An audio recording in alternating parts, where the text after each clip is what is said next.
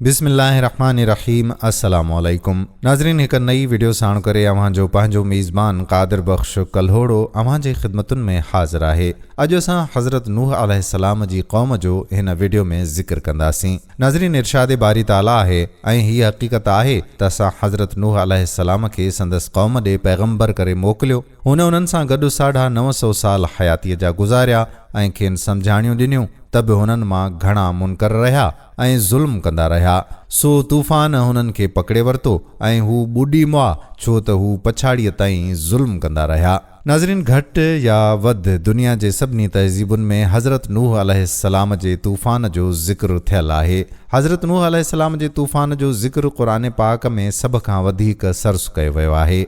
हज़रत नूह अलैहिस्सलाम जी क़ौम पारां पंहिंजे पैगम्बर जी नसीहत खां सरकशी, उन जो रद्द अमल ऐं वरी उन जे नतीजे में तूफ़ान जो अचणु, इहे सभु वाक़िआ क़ुरान मजीद में मुख़्तलिफ़ हंधनि ते बयानु कया विया आहिनि। हज़रत नूह अलैहिस्सलाम खे संदसि क़ौम ॾांहुं जेका अल्लाह जे आयतुनि जो इनकार कंदे गुमराही ऐं शिरक में मुब्तला थी चुकी हुई, उन्हनि ॾांहुं मबऊस कयो वियो त पाण उन्हनि ताईं हक़ जो पैगाम पहुचाइनि। हज़रत नूह अलैहिस्सलाम जी लगातार तबलीग ऐं अल्लाह पाक जे ॾमर ऐं पकड़ खां डिॼाइण जे बावजूदु संदसि क़ौम शिरक में फाथी रही। सूरतुल मोमिनून में इन तफ़सील खे हीअं बयानु कयो वियो आहे ऐं हीअ हक़ीक़त आहे त असां नूह खे संदसि क़ौम जे तरफ़ हिदायत लाइ मोकिलियो हो।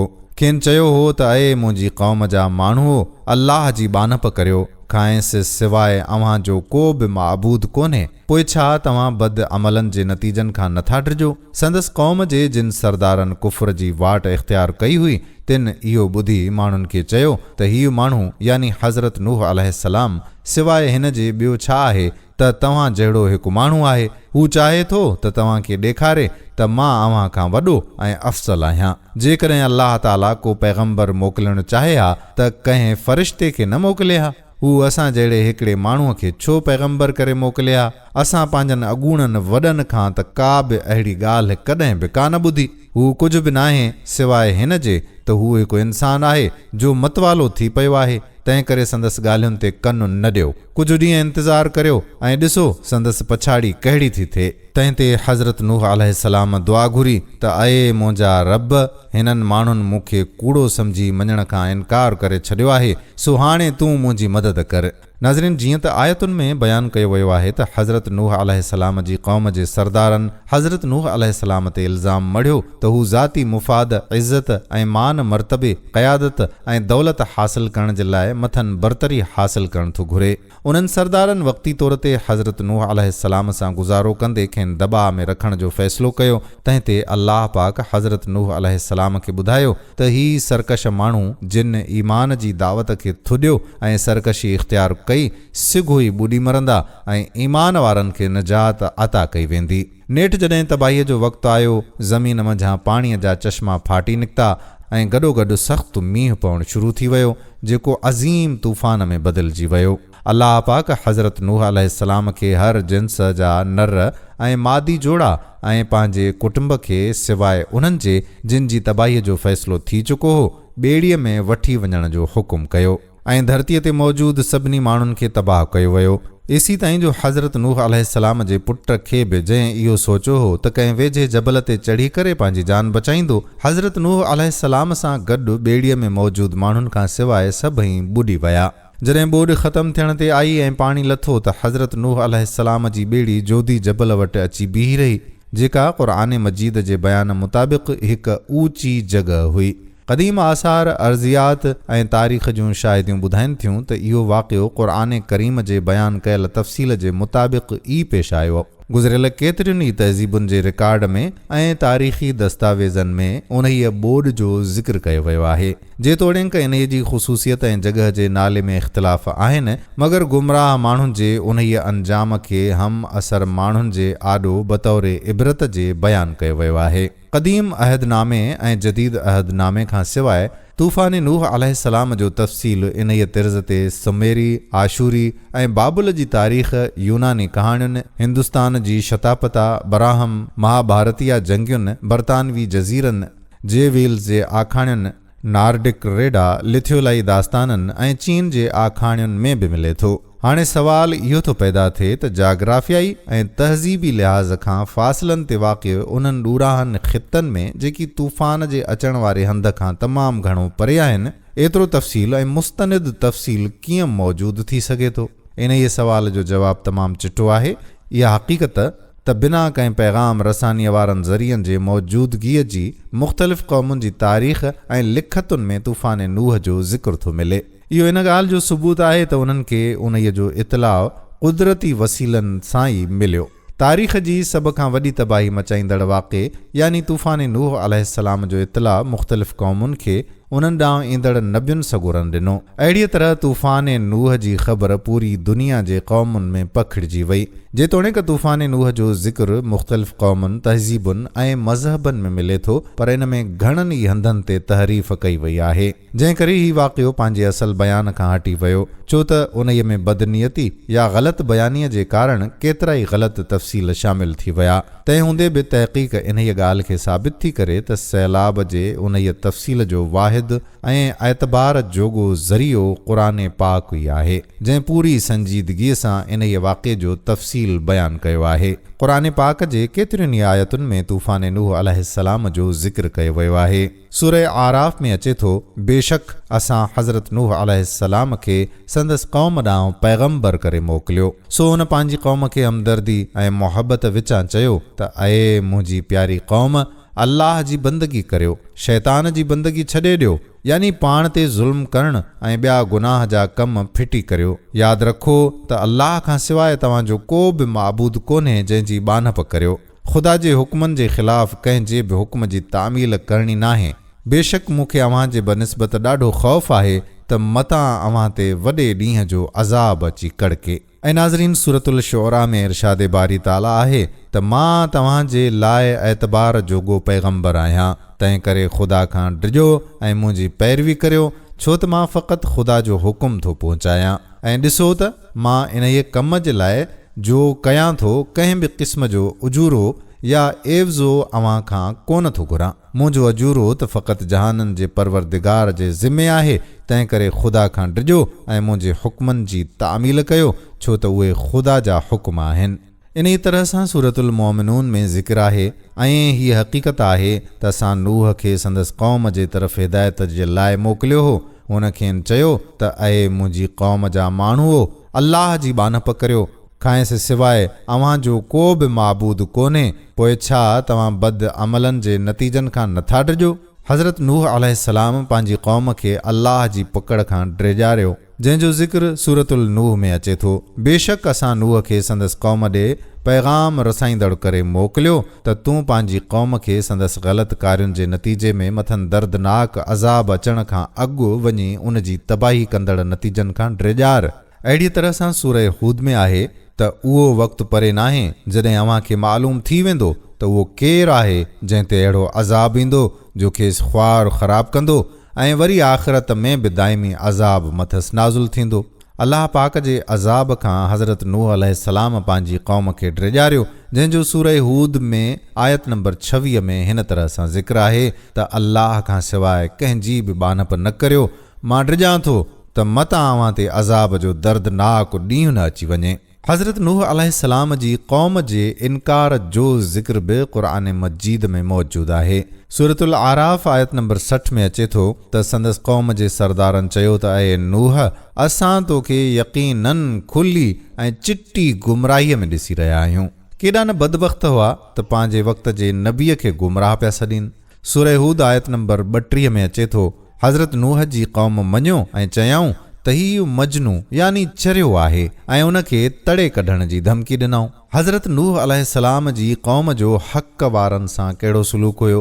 सूरह हूद आयत नंबर 27 में अचे थो, तंहिं ते क़ौम जे उन्हनि सरदारनि जिन कुफ्र जी राह इख़्तियार कई हुई चयो त असां तो में हिन खां सवाइ ॿी का बि ॻाल्हि कान था ॾिसूं त तूं बि असां वांगुरु हिकिड़ो इंसानु आहीं ऐं जेके माण्हू तुंहिंजे पुठियां लॻा आहिनि तिन में बि उन्हनि माण्हुनि खां सवाइ ॿियो को बि नथो ॾिसिजे जे हक़ीर ज़लील आहिनि, यानी जेके मिसकीन तो ते ईमान आणे रहिया आहिनि से उहे आहिनि जिन खे असां धिकारींदा आहियूं ऐं खेनि नफ़रत सां ॾिसंदा रहिया आहियूं। ऐं उहे माण्हू बिना सोचण सम्झण जे तुंहिंजे पुठियां लॻी पिया आहिनि। असां त अव्हां माण्हुनि में पाण खां का बि बहितरी ऐं बरतरी कान था ॾिसूं, यानी अव्हां असां खां कंहिं बि ॻाल्हि में अफ़सल कोन था ॾिसिजो।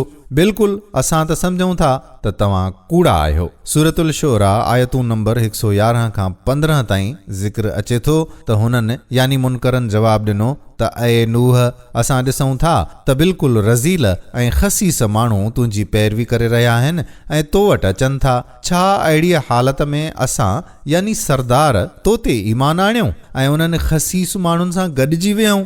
हज़रत नूह जवाबु ॾिनो त मूंखे कहिड़ी ख़बर आहे ऐं कीअं ख़बर पवे त उहे मिसकीन माण्हू कहिड़ा कहिड़ा अमल कंदा आहिनि।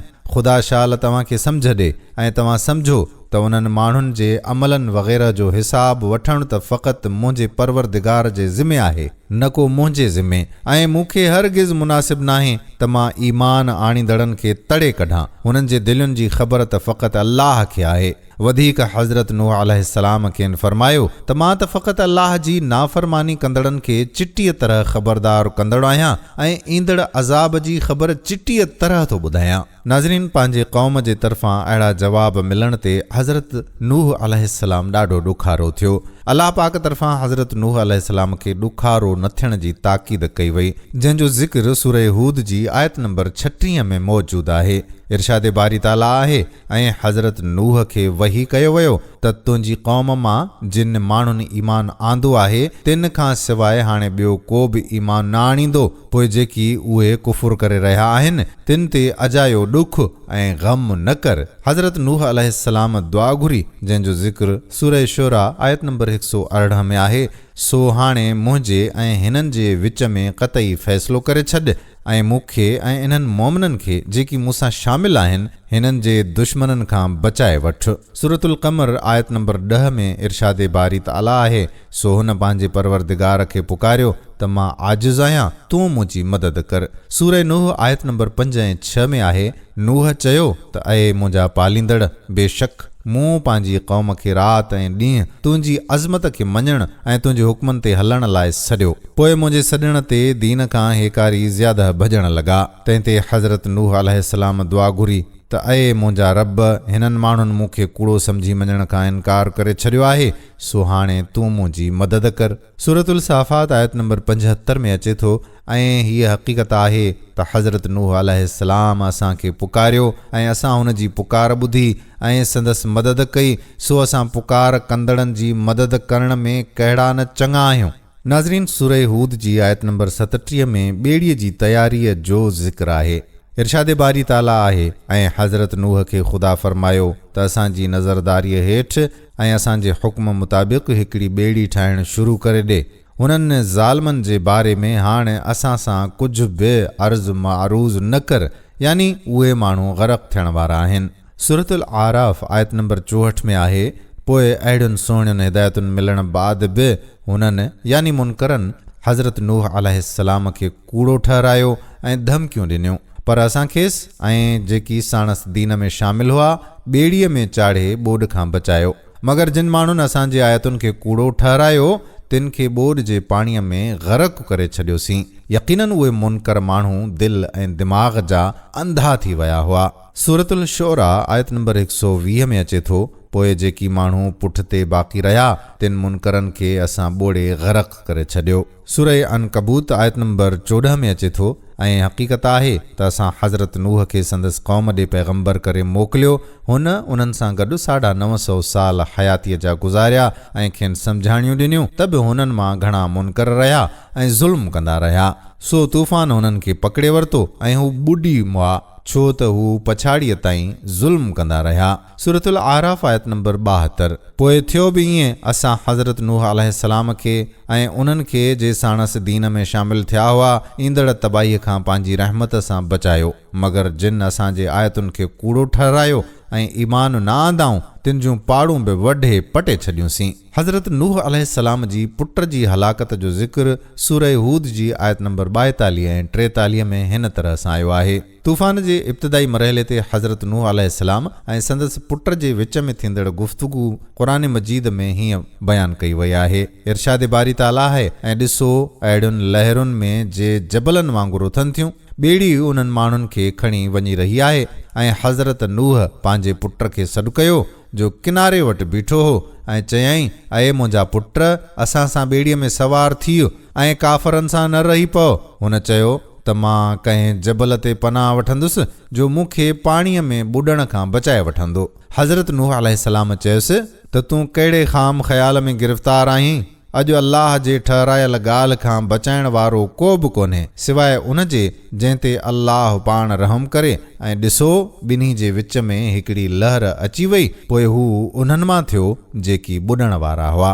नाज़रीन, सूरतुल शुअरा आयत नंबर 119 में अचे थो, सो असां हुन खे ऐं संदसि साथियुनि खे जेकी भरियल ॿेड़ीअ में सवार हुआ दुश्मन खां ऐं ॿोॾि जे पाणीअ खां बचाए सलामत रखियो।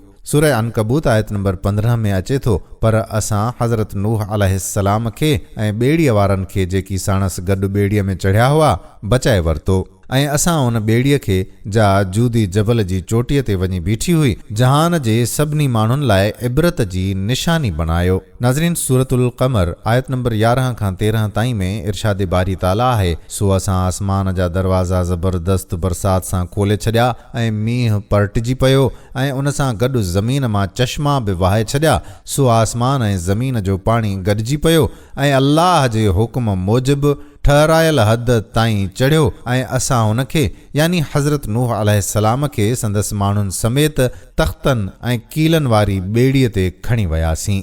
सूरह हूद आयत नंबर 40 खां 42 में इरशाद बारी ताला आहे, ही सभु कुझु यानी मस्ख़री वग़ैरह थींदी रही तां जो जॾहिं वक़्तु अची वियो त असांजी मुक़ररु कयल ॻाल्हि ज़हूर में अची ऐं फितरत जो तनूर जोश में आयो। तॾहिं असां नूह अलैहिस्सलाम खे हुकुम ॾिनो त हर क़िस्म जे जानवरनि जा ॿ जोड़ा ॿेड़ीअ में चाढ़ ऐं पंहिंजे अहलो अयाल खे बि पाण सां गॾु वठी हल, मगर अहल अयाल में उहे माण्हू दाख़िल न आहिनि जिन बाबति अॻु ई चयो वियो आहे त ग़रक़ थियण वारा आहिनि। पिणु उन्हनि खे बि पाण सां खण जिन ईमान आंदो आहे ऐं नूह सां गॾु ईमान कोन आंदो हुआऊं सवाइ किन थोरनि माण्हुनि जे। ऐं हज़रत नूह अलैहिस्सलाम संगतियुनि खे चयो त ॿेड़ीअ में सवार थियो, अल्लाह जे नाले सां उन ॿेड़ीअ खे हलणो आहे ऐं अल्लाह ई जे नाले सां इन खे बीहणो आहे। बेशक मुंहिंजो परवरदिगार बख़्शींदड़ ऐं रहमत कंदड़ आहे। ऐं ॾिसो, अहिड़ियुनि लहरुनि में जे जबलनि वांगुरु उथनि थियूं, ॿेड़ी उन्हनि माण्हुनि खे खणी वञी रही आहे। ऐं हज़रत नूह अलैहिस्सलाम पंहिंजे पुट खे सॾु कयो जो किनारे वटि बीठो हो ऐं चयईं, अए मुंहिंजा पुट, असां सां ॿेड़ीअ में सवार थी ऐं काफ़रनि सां न रही पओ। इन ई तरह सां नाज़रीन, सूरह मोमिनून आयत नंबर 27 में इरशाद बारी ताला आहे, पोइ असां नूह ॾे वही मोकिलियो त असांजी नज़रदारीअ हेठि ऐं असांजे वहीअ मूजिबि हिकु ॿेड़ी ठाहे। पोइ जॾहिं असांजे हुक्म जो वक़्तु अची वञे ऐं तनूर जा शोला भड़की उथनि यानी इनकार कंदड़नि ते अज़ाब जो वक़्तु अची वञे, तॾहिं तूं हर हिकु जानवर जा ॿ जोड़ा ॿेड़ीअ में पाण सां खणजांइ ऐं पंहिंजे घर वारनि खे बि, पर घर जे अहिड़नि माण्हुनि खे न खणंदे जिन जे लाइ ॿुॾण जो फ़ैसिलो अॻे ई थी चुको आहे। जिन माण्हुनि ज़ुल्म कयो आहे तिन जे लाइ असां वटि को बि अर्ज़ ऐं इल्तिजा न कजांइ, उहे ज़रूरु ग़रक़ थींदा। नाज़रीन, सूरह हूद आयत नंबर 44 में इरशाद बारी ताला आहे, ऐं पोइ अल्लाह जो हुकुम थियो त ए ज़मीन पंहिंजो पाणी पी छॾ ऐं आसमान बरसात खे बंदि कर। पोइ पाणी लही वियो ऐं हादिसे पुॼाणी कई ऐं ॿेड़ी जूदी जबल ते बीही रही ऐं अल्लाह जो फ़ैसिलो थियो त नामुरादी ऐं नाकामी उन्हनि माण्हुनि लाइ आहे जेकी ज़ालिम आहिनि। सभिनी माण्हुनि में या सभिनी जहाननि में हज़रत नूह अलैहिस्सलाम ते सलाम हुजे या सलामती हुजे मथसि, बेशक असां नेकी कंदड़नि खे अहिड़ीअ ई तरह नेक बदिलो ॾींदा आहियूं। बेशक हू असांजे मोमिन बाननि मां हो। नाज़रीन, तूफ़ान नूह जा इनकारी इहो जवाज़ बयानु कंदा आहिनि त पूरी धरतीअ जो इहातो कंदड़ आलमगीर तूफ़ान नामुमकिन आहे। तूफ़ान जे अचण जो इनकार करण जो मक़सदु क़ुरान पाक जी हक़ानियत जो इनकार करणु आहे। उन्हनि जे मुताबिक़ वहीअ ते आधारियल सभई आसमानी किताब क़ुरान मजीद समेत हिकु आलमगीर तूफ़ान जो तज़किरो कनि था जेको हक़ीक़तुनि ऐं इम्काननि जे उबतड़ आहे।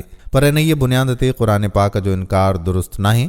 क़ुरान पाक अल्लाह जे तरफ़ां नाज़ुल कयल ऐं वाहिद तहरीफ़ यानी फेर फार खां पाक इलाही किताब आहे। क़ुरान हकीम ॿियनि क़िस्सनि कहाणियुनि निस्बत तूफ़ान नूह जा मुख़्तलिफ़ अंदाज़ बयानु कया आहिनि। क़दीम अहदनामा जा पहिरियां 5 किताब खुमसा मूसवीअ जे मुताबिक़ हीउ तूफ़ान आलमगीर हो जंहिं पूरी दुनिया खे पंहिंजी लपेट में वरितो हो। पर क़ुरान पाक ईअं बयानु नथो करे। तूफ़ान नूह बाबति क़ुरानी आयतूं ॿुधाइनि थियूं त उहो तूफ़ान हिकु मख़सूस इलाइक़े में आयो जंहिं पूरी दुनिया खे पंहिंजी लपेट में न आंदो, बल्कि उन तूफ़ान खां फ़क़ति हज़रत नूह अलैहिस्सलाम जी क़ौम ई तबाह थी हुई जंहिंखे हज़रत नूह अलैहिस्सलाम अॻ में ई ख़बरदार करे चुको हो।